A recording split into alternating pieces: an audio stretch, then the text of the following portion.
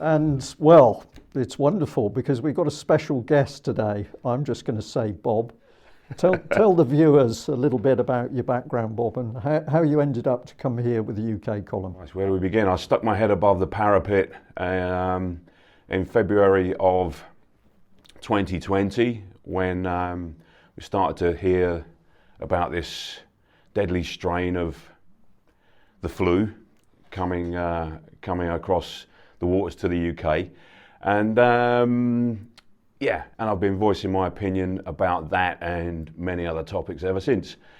The reason I'm here today is just coincidentally I happened to be on holiday in Cornwall. 2 days before I left, I got a phone call from UK Column News, and here I am.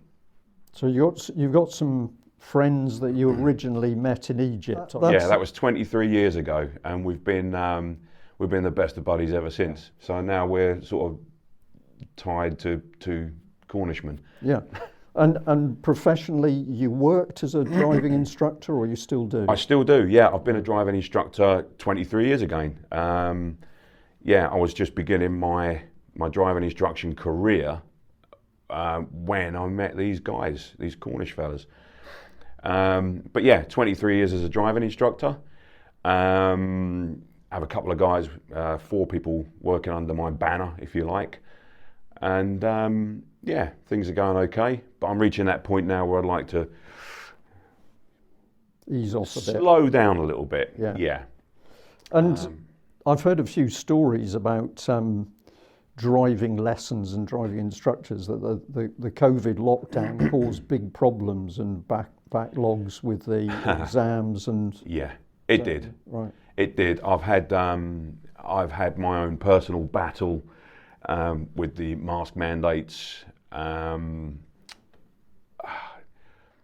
never been one for complying, if you like. I've always had my own mind. The DVSA brought in rules about having to wear masks on test. Okay, I can't really do a lot about that. But then they also started to bring in mandates about wearing masks on lessons, which is something I flat refused to do. So then that started to cause a little bit of a storm when you arrived at test centres and what have you. I ended up having a run-in with one particular examiner who was trying to force his will onto me, I suppose. And unfortunately, that's been an ongoing thing for a while. So how is the industry now? Is it? I call it an industry, whatever the professional term is. But has it recovered from all of that hassle? No. During the lockdown period, we ended up going back. It was about 400,000 tests behind. Wow. It was a huge amount. And even now, it still hasn't caught up. You now have, I had a pupil contact me this week. She couldn't get a test until, that was July or August, something like that, just off from memory. So yeah, there's still a huge backlog. I couldn't give you numbers on the amount waiting, but it's massive. It's absolutely huge. And I personally, looking into the deeper agenda with 2030 and what have you, with their plans to remove all private vehicle ownership by 2030, as the DVSA is a government organisation, who knows, is this linked? Yeah. Well, it's one of those interesting coincidences, isn't it? It's a bit too good. There's been a lot of those over the years. Absolutely. So you've been up to something. Tell us what you've been doing. What produced that initial contact? Right. What it was is this whole thing stems from Stand in the Park. All right. Okay. Stand in the Park set up in Australia in 2020. And we set our own one up in Thetford in early 21. And just for people who might be overseas, where's Thetford? Thetford is in Norfolk in England. A small market town. A lot of history around there. Thomas Paine, the guy that got the anti-slavery movement going, was born there. yeah, quite an important. It was an important town. Right. Rural sort of area. Yeah, rural, but growing consistently. There was a big influx from London in the late 60s, early 70s, like with the London overspill, which is how my family came to be there. So yeah, there's a lot of industry there as well. Right. Now. Yeah, great. Sorry, I've interrupted you on No, that that's one. right. So what have you been doing then? So yeah, so us tin hatters, us conspiracy theorists, used to meet up by the river next to the Captain Mainwaring statue, and exchange information. What did you find out this week? What's been going on? Da da da da da. Anyway, in the Eastern Daily Press, a local newspaper to Norfolk, there was an article came up that Thetford had been earmarked as a possible candidate for 15-minute zones, along with Rackheath and another town close by. And so this was quite a bombshell because nobody had, there was no consultations with the public. Nobody knew anything about it. The first we knew was this little article in the Eastern Daily Press. So off we went to our stand in the park and chat. That was the main conversation. Then one of our group, who wants to remain nameless, she said, "Why don't we put some leaflets out and let the people know the county council's intention or proposed intention?" And then she said, "Why don't we say there's going to be a council meeting about it?" Now, there was no council meeting about it. The council meeting coming up was going to be around the allotments. They want to close the allotments and do whatever they want to do with it, which is another story. But anyway, so we all put a few quid in and got 5,000 leaflets printed up explaining what the 15-minute zones meant. Connected it to what's going on in Oxford and the restrictions there, and we put these 5,000 leaflets out through the town. What happened after that was a bit of a shock, because we was in those of us that had been involved in handing the leaflets out and what have you. We was in the pub over the road in the lead up to this council meeting. And we was, okay, right, well, we better get over there now. We couldn't get in the place.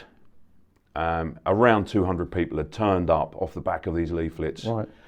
And yeah, we couldn't get in. And what sort I'm always interested in this. Was it a particular age group or? It was wide ranging. Yeah, so all age groups. I know it sounds, but it was super posh to really working class. There was a mix. The demographic was huge. Yeah.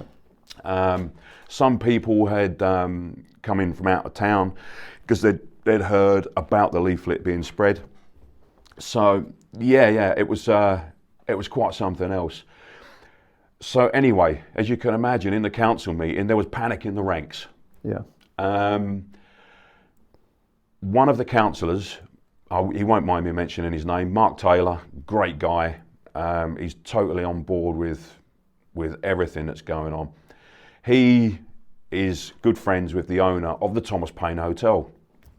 And he contacted him and said, "Look, we've been overrun with people at this council meeting. Can we use your hotel to carry out this meeting?" Oh, right. We all ended up trooping up the road to the Thomas Paine Hotel, which now it's quite funny actually.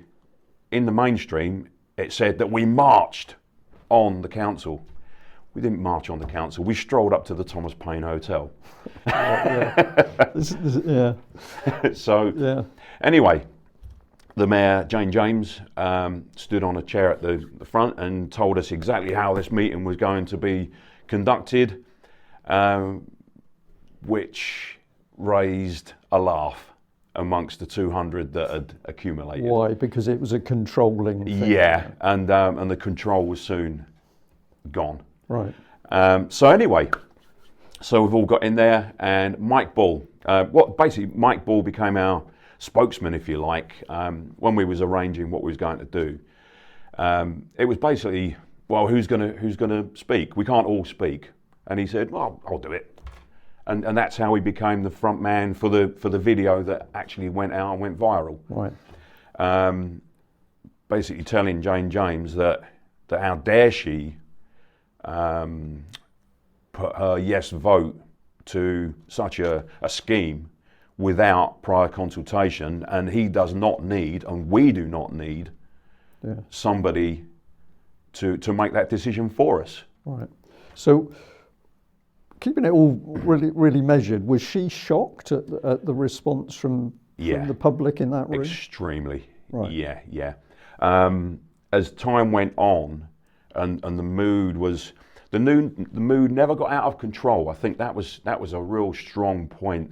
The points were good, the points were valid, and everybody kept calm. And over time, you could see the dejection coming across her face.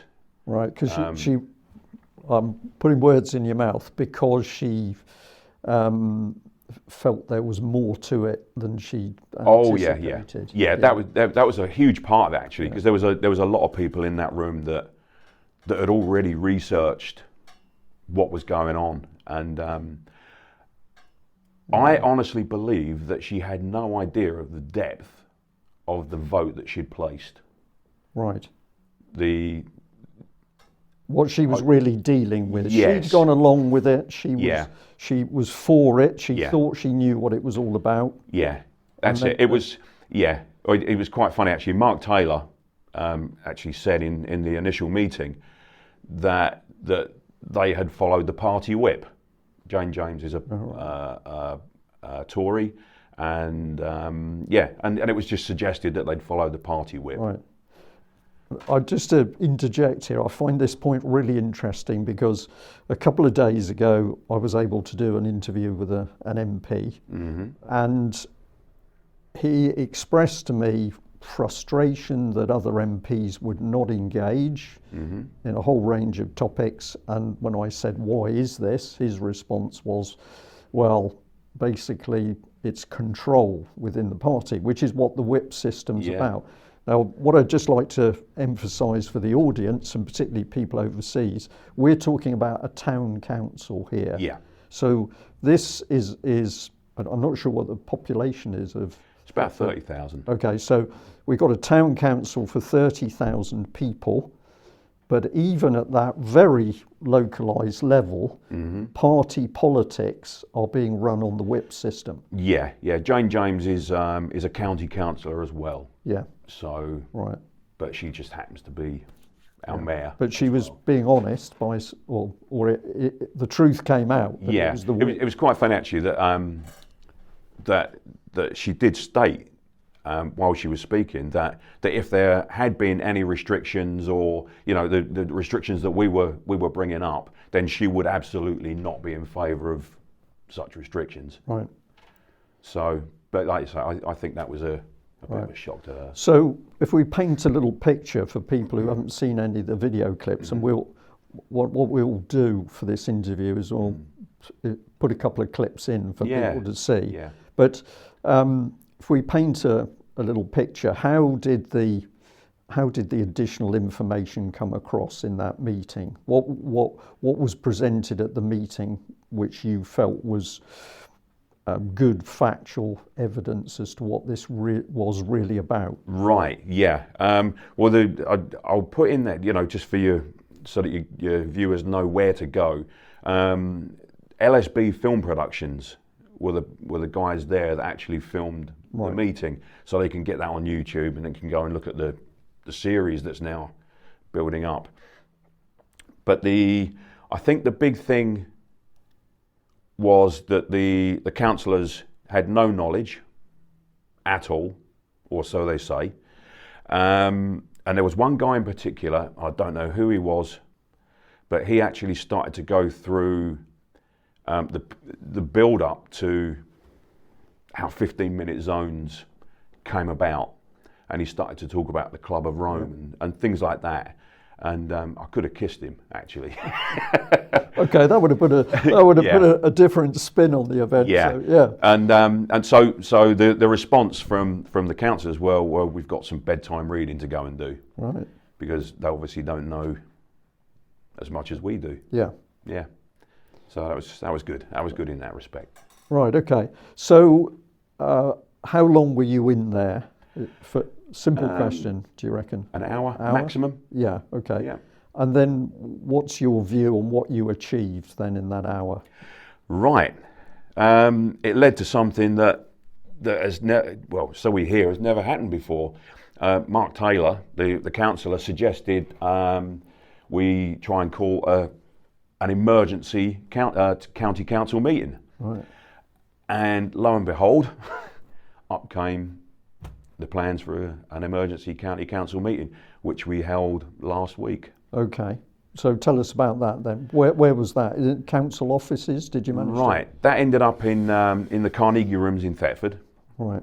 A bigger venue, 300 ticket event. They were all free tickets. And it basically, the way we set it up was, the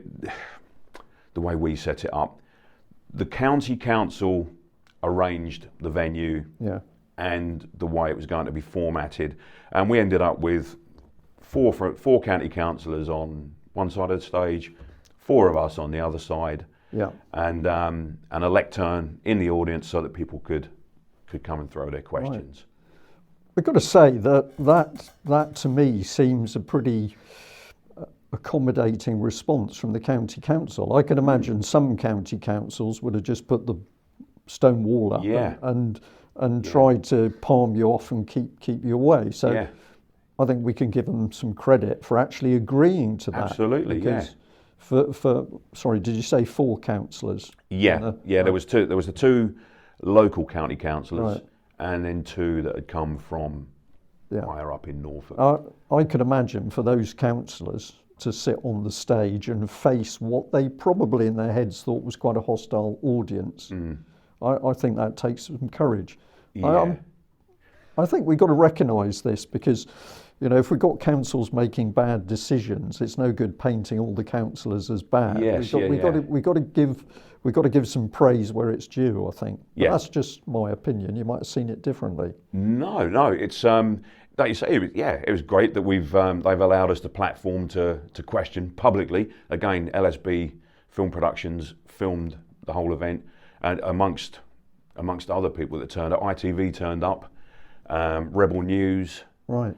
There was a lady called Laura Nina. She does Facebook lives, and she came down and covered it as well. So there was a hell of a lot of publicity went with it. Okay. All right. So, what came out of that debate then? Do you think the key points about what the real agenda is, did that come across? Right. To sort of lay the way, if you like. Second report that came out in the Eastern Daily Press after the initial council takeover, if you like. There was a councillor called Lana Hempsel. She then she was interviewed and stated in the Eastern Daily Press that she had come up with the idea of 15-minute zones, right, 20-minute zones. Her thing was, because she's registered blind herself, and she thought it would be a great idea to instigate such a scheme to help other disabled people. So to those of us that know where 20-minute zones and 15-minute zones come from, that was quite laughable. So Lana Hempsel was up there on the stage with us. Right.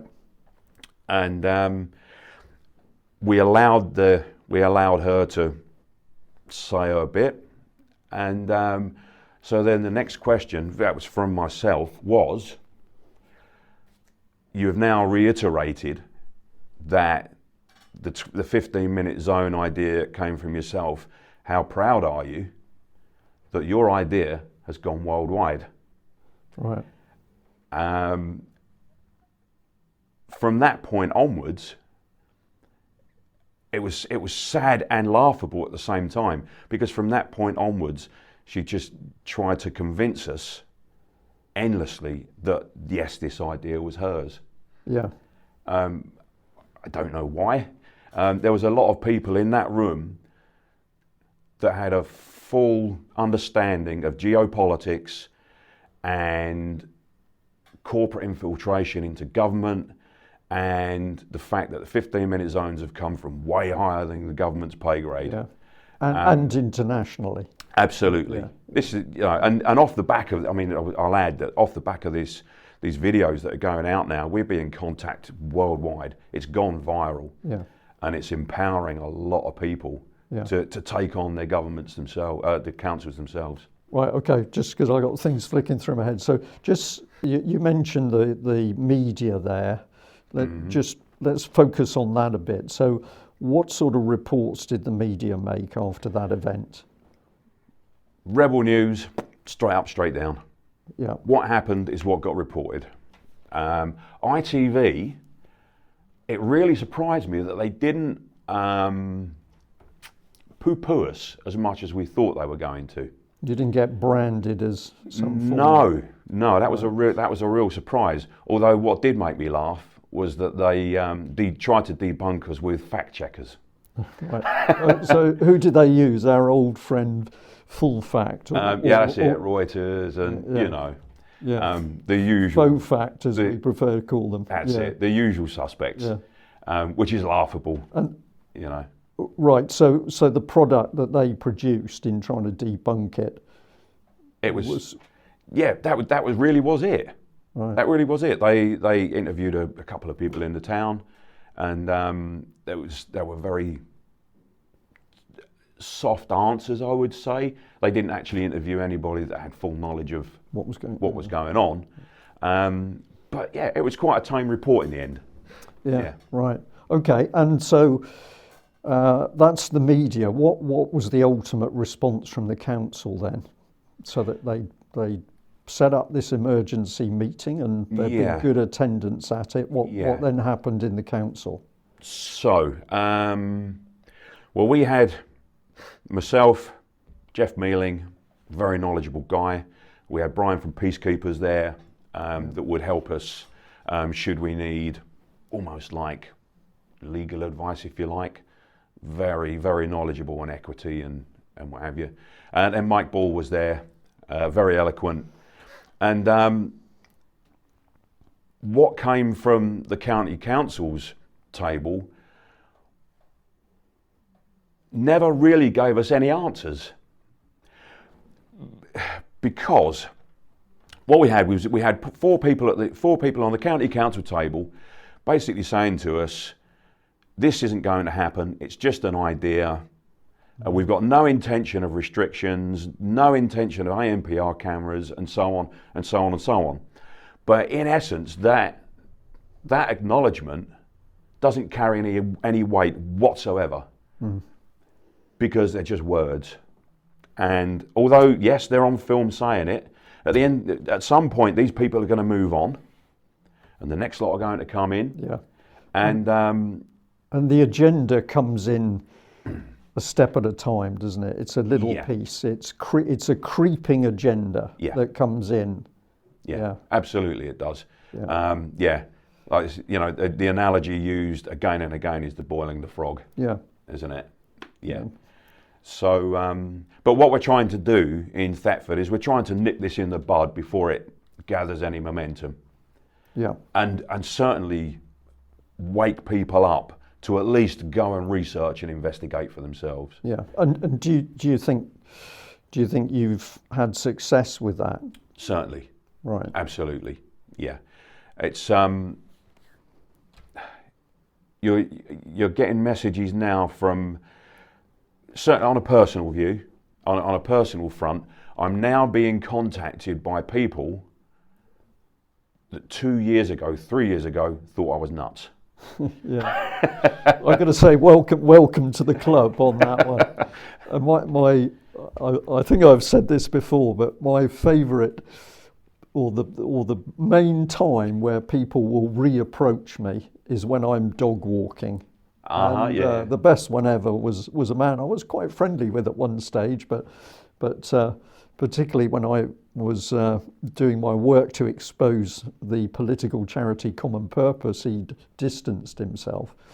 But I hadn't seen him for a very long time, and suddenly he was there walking a dog as well, and bit of polite opening conversation, and then he suddenly said to me, "Do you know, there's stuff that you told me all those years ago that I now understand?" Mm-hmm. And it was very nice because, you know, he was conceding something, but yeah, it happens. Yeah, it happens. Yeah, it's wonderful. It's really nice to well, like they say, what's the difference between the difference between a conspiracy theory and conspiracy fact?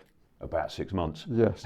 It's so true. Yeah, and I'm going to add to that there are politicians who are acknowledging that now. They're saying that isn't it interesting, stuff that we saw being talked about as if it was conspiracy theories now proving to be fact. Yeah. And I am seeing these sorts of reports from people in political circles, usually coming out on Twitter.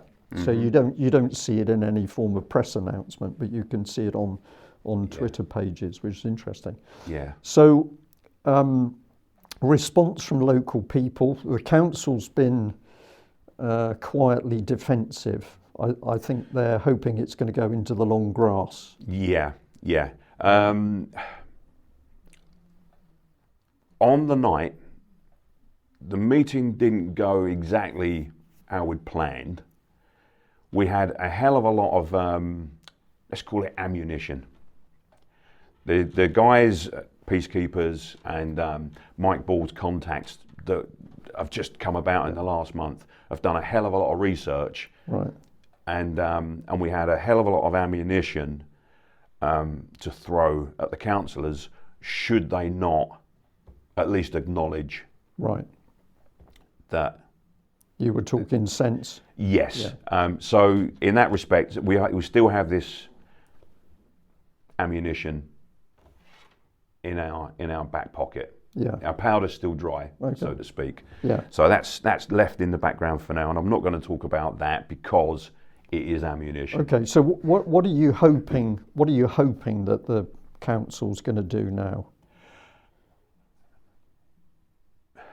Ideally, what we would like them to do, as Mike Ball said when he spoke to them, he wants it now put in writing and rubber stamped and wet signatured. Yeah.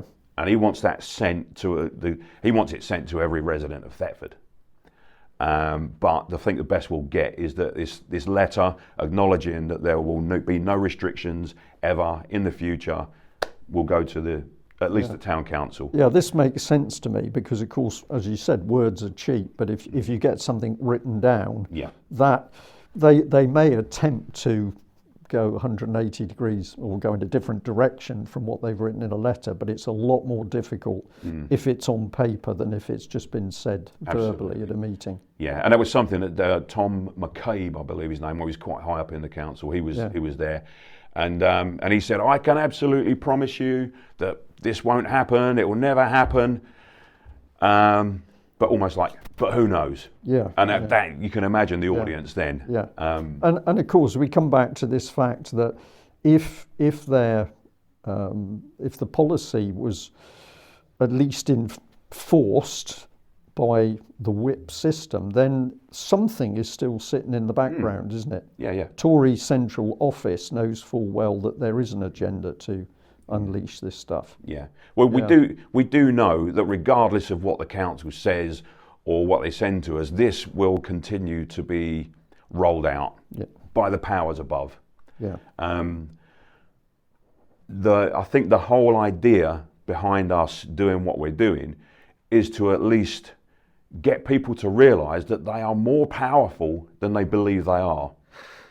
This whole thing is so ludicrous that eventually it will fail. But I think people need to wake up en masse and at least just say no.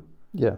If people realise the strength they have in that one word, Just say no and stand and say, I'm not going to do what you're asking me to do. Yeah.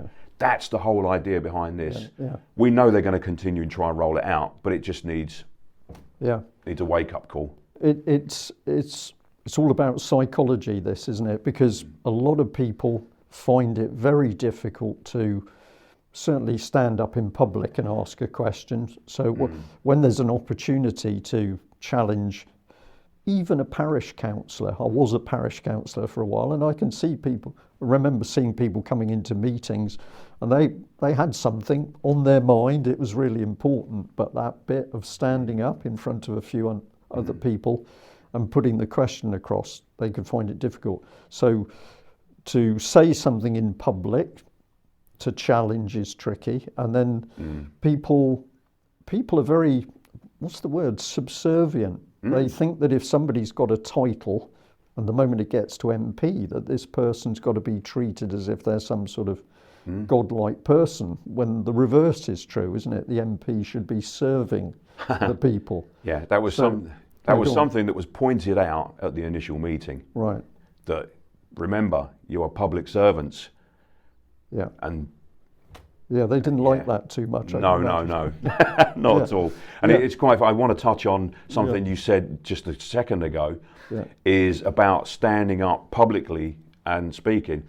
It's really important for people to realise that people like myself and Jeff and Mike are only, Mike's done a lot of work. Mike hasn't worked for a month. Right. Because he's doing so this. deep into this. Yeah.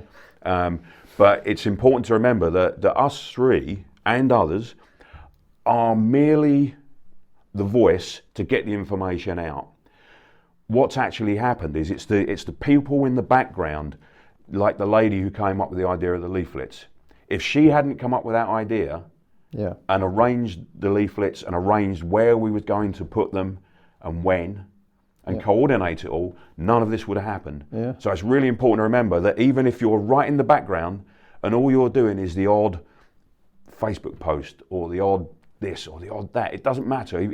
As long as you're there doing something, it will gather momentum. Yeah, this is a really good point. I mean, UK Column has been saying for a while that what's needed is a lot of people doing a little instead of a lot of people, working flat out to do it. Yeah. And simple things can make a difference. Often when you don't know, I'm telling a few little stories here, but I think I'm allowed to. In the early days, when I was following this organisation, Common Purpose, I was interested that it was working in Plymouth City Council, and I wrote quite a few letters into the council asking them questions about what they were doing and why Common Purpose was there and how much they were spending on it. Now, some of them I did under the Freedom of Information Act, but I did other letters and I never got any responses. And many years later, I was talking to a friend of mine who had been a councillor in Plymouth City Council at one point, and I said to him, God, all those hours I wasted on those letters.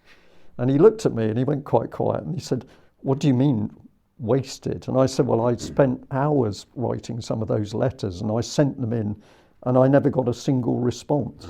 And he looked at me and he said, Brian, let me tell you that I was there at the time, and every time one of your letters came into the council, they wet themselves. That's what he said.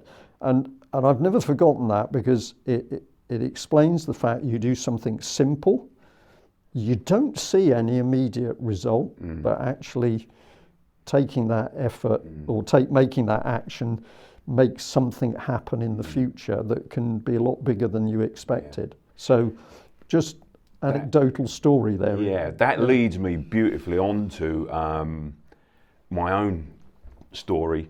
When they announced they were going to start jabbing kids, the protest numbers in London swelled rapidly, didn't they? Yes. You're talking 2-3 million, however many it was. And was coming along the embankment, and there was this little old lady walking alongside me, and she was struggling, really struggling. And I said to her, do you need a hand? And she said, no, I'm okay, I'll carry on. And she started to tell me about how she'd taken one shot, felt bad. The doctor said, take another one, you'll feel better. She took another one, felt worse. And anyway, we was chatting. And just as we was chatting, we came round and we was facing Westminster and facing the Parliament buildings. And she said to me, the Stand in the Park group that I now go to, she said, I know civil servants now that work in there. Right. She said, you must promise me that you will carry on doing this. She said, because they are pooping themselves. I'm trying to watch my language. Yeah, of course. It's a UK comment. Yeah. And she said, you must promise me that you'll carry on with this. She said, because there's people in that building that are bricking it. Yeah. Yeah. So, yeah. And it's interesting, isn't it? Because the bricking it is not the results of threats and intimidation. It's simply starting to understand that people are looking at them and they're asking questions. It's they do a job which they do out of sight of the public, and they can do what they like because nobody can see. When they understand the public's actually watching them, that's very scary. Yeah. It's people power, power in numbers. Yeah, which leads me on to what happened in between the first council meeting and the second council meeting. Okay, yeah.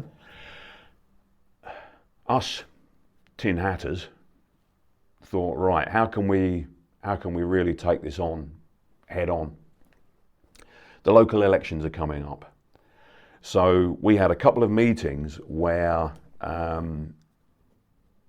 we discussed running for council, trying to take over the council seats so that we could bring in a system of bottom-up decision making instead of top-down. So we discussed joining the Heritage Party, Freedom Alliance. Vote Freedom would be the other one. Reform, you know, they all went through. And on a personal base, I couldn't bring myself to join any kind of political party because you're still working from the top down. There's still orders and a badge attached to you. So at one of these meetings, I spat my dummy out and insisted that the only thing I would ever do was go independent. Yeah. And stand for what you truly believe in. And anyway, I left about 5 minutes later, and then I messaged Mark Taylor the next morning and reiterated why. And it goes back to when I was a kid and what have you, but that's why. And he said, after you left, we all agreed that independence the way. Right. So now, what we've done through the hard work of Mark Taylor and Mike Bull and what have you is we now have 14 town councillors. Sorry, I'll say that again. So what we now have is we put our applications in. Off the back of the applications being accepted, we now have 14 town councillors and 10 district councillors from our Stand in the Park group. Wow. That are running as independents. Right, that's huge. That's really exceptional. And all that's happened in what sort of time frame? Within a month. Wow. Yeah, and we had to work very, very quickly because the elections are the 4th of May. And we had a deadline of the 4th of April to get all the paperwork in, get people to nominate us, and So, but it's amazing. Bob, has that happened as a result of a few people driving it, or has it happened as a sort of? No, it's. I did a very small speech on the night of the second council meeting, and basically it was around the fact that none of us had ever envisaged that we would ever need to do this. Yeah. You know, it's almost like none of it. We've all been pushed into a corner to the point where we've had to say, right, let's take this head on. Yeah. The discussions that went on. Yes, there's a handful of us that have said straight up, right, come on, let's go for this. Yeah. There are other people that have said they're really nervous about doing it, but they'll do it. They're going to do it because of what goes on in there. It's in the gut, it's in the stomach, that you need to at some point stand up and cross that line in the sand. And that's what it's based around. Yeah, no, this is brilliant, because this will also be concentrating the attention of the council. Yeah.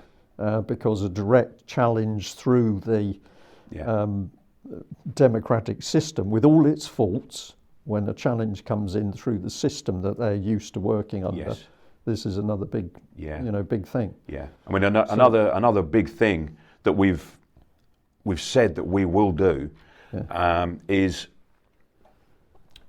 because we're doing this, because it's just the right thing to do, we have said that town councillors don't get paid. No. District councillors get their fees and their expenses and so on and so on. And what we've said from the outset is that we will not take that money. Any money that is awarded to us will go into a fund for the town, so that if anybody's on their uppers, like recently there was a couple of house fires, stuff like that, that fund will be there to help those people in the town that need help. This is great, isn't it? Because what's actually starting to happen is that the communities is starting to look after itself, which is the way it should be. You could almost argue that the rise of the politicised, the party political town councils and district councils and county councils, it's the politicisation of those councils, which means that they no longer act for the communities that they're supposed to serve. Absolutely. So I've talked about this several times recently, and I think it's a critical thing. My belief is that political parties should be banned. Yes. But I've done some interviews with people who have formed political parties to challenge what's happening, and I'm happy to say to them, I admire what you're doing. I hope you get people elected because you're doing it for the right reason. But then I've said, at least to a couple of them, I hope that if you ever get into Parliament, one of the things you'll do is ban political parties, right? And that's produced a bit of laughter. But of course, I spoke to Jonathan Tilt a couple of days ago, and he's with Vote Freedom, and what they're saying is that people should stand as independents, but to give them some supporting background, we come together in order to help anybody that wants to stand. And also, they've got 8 points which they think any reasonable person must be able to say, well, yeah, we broadly agree with that. So on one hand, you could say they're independent, but I think that's a little bit unkind. All they're trying to do is say, if people are coming on board as independents, that at least you know that they've got a package of things they agree in, which I thought was an interesting compromise. Yeah. But for anybody listening to me talk now, don't get me wrong. If you're trying to challenge the existing party political system, I'm all for that. But I think this is interesting, isn't it? The power of the independent. Yeah, absolutely. Yeah, it is. Right. So, clock watching a little bit. You wrote some points down for yourself. Do you think, have you covered everything you'd like to? Let's have a look. To cover, because something else that's going on just down the road from me, Bury St Edmunds. Bury St Edmunds is very sleepy, and they're not really in tune with what might happen next. Yeah. So one of the guys in Bury St Edmunds is now trying to arrange contact with groups in Ipswich, Colchester, Cambridge, and so on and so on, to get rallies going now, and outreach, leaflets, speeches, this is good, and what have you, to really try and wake people up in a grander scale in Suffolk. Right. Which I live right on the border, so that's why I got a foot in both camps. Yeah. The other thing is my optimism. Is that I can never ever see this whole thing coming to fruition. We know they want to bring in digital IDs. We know they want to bring in central bank digital currency as a control mechanism, Yeah. and what have you. But now the numbers are building so much that in my optimistic world that I live in, as long as we get the numbers, this can never happen. Well, that's It's ludicrous. That's got to be truth, hasn't it? That Yeah. if there are enough people saying no, it can't possibly It's happen. finished. Yeah. The other bit I see at the moment, which does make me optimistic, is that we are seeing people in, I've got to say, the professional classes who are now waking up. Many of them are not brave enough to speak out, but they will certainly speak to you off the record, and they've got concerns. It might be to do with vaccinations, or it might be to do with, it could be even the fact that we're losing pubs all over the place, and they see that this is the result of all these disastrous policies. So I think the word's spreading, and the fact we're now starting to see, and it is amazing, 15-minute city seems to have ignited something. It does. Yeah. Yeah, it does. Yeah. The knock-on effect has been huge. There's a lot of videos now going on to platforms like YouTube, Yeah. where people are now fronting up to their councils and saying, right, what's going on? And we're not going to take this. Yeah. So it has sent ripples. It's sent ripples around the world. Yeah. And the other bit that I like, I mean, we've been speaking to Sandy Adams, who's been doing all the work up in Glastonbury. So all these things are popping up, but the fact it's calm, people are doing it on an evidence base about what the real policies is. So it's calm and it's measured, and it's being taken directly into the democratic system via the councils. This to me is perfect, and I think it's going to produce a really strong effect amongst a lot of councillors. They're not bad people, but if they're getting a little bit of dosh, they're being paid their allowances and things, they can get a bit comfortable. Yeah. And they're happy turning up to meetings and doing the easy thing. But now they're going to be challenged, and I think that is going to make a lot of them think. And of course, the ones who decide that they're on board the wrong ship are going to jump ship, aren't they? I think that what they need to be reminded of is that they're okay for now. Like you say, they're taking their wage and they're okay for now. But this will affect their kids, their grandchildren, and that their seat at the table and their ride on the gravy train will come to an end. Yeah. Historically, the powers that be have used the lower downs to get their agenda across. But as soon as that agenda's in place, they're disposed of. Yeah, absolutely. And that's history. That's the same for the politicians as well. Yeah. It makes me smile when you see the arrogant politicians who seem to believe that they're in the big boys club. But of course, the big boys club are the people who are ultimately controlling trillions of dollars. Those are the big boys, and the average MP is not in the bankers club. So I smile when I see this. Yeah. Well, it's a big club, and you're not in it. Yeah, absolutely.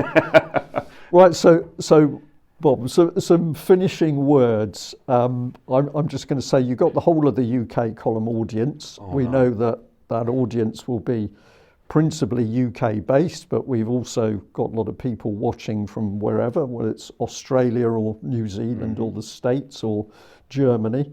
What's your message? What would you like people to do? What would you like people to do to make a difference? What would you like people to do to help what you've started? It would be a simple message to realise that you are more powerful than you believe you are, and that although you're an individual, at some point, even poking your nose just that much above the parapet will make a difference. You don't have to be somebody that stands on a stage and voices and shares the information. You can be the person in the background that provides something. It doesn't matter how big that something is, but you're just as powerful as the person stood on the front of that stage. Because every little bit of resistance will help, every little bit of dissent will help. And if you just start saying, no, I'm not doing this, that's enough. Yeah, that's utterly brilliant. Excellent. I think Brilliant. we'll leave it there. I'm going to shake your hand because it's been really great. It's been a pleasure. To meet you. We've had a bit of a laugh about the studio and things. And I'm going to say on camera, I shared a secret with this gentleman Yeah. a few minutes before we started.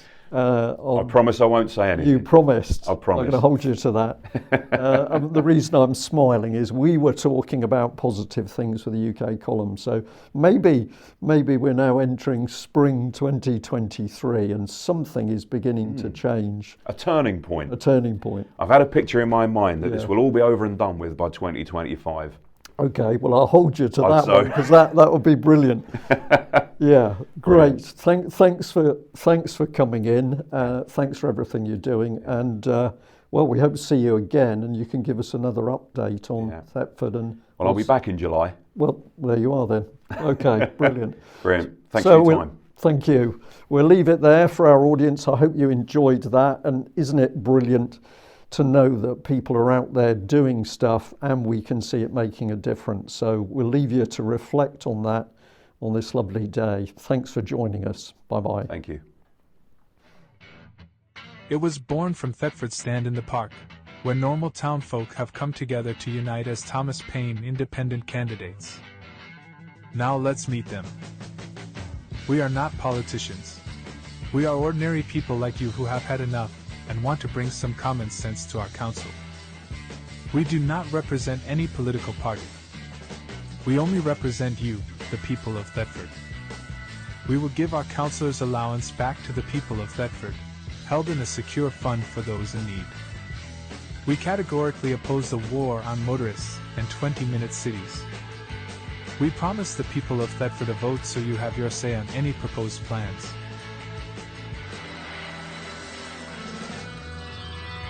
Vote for your independent Thetford candidate.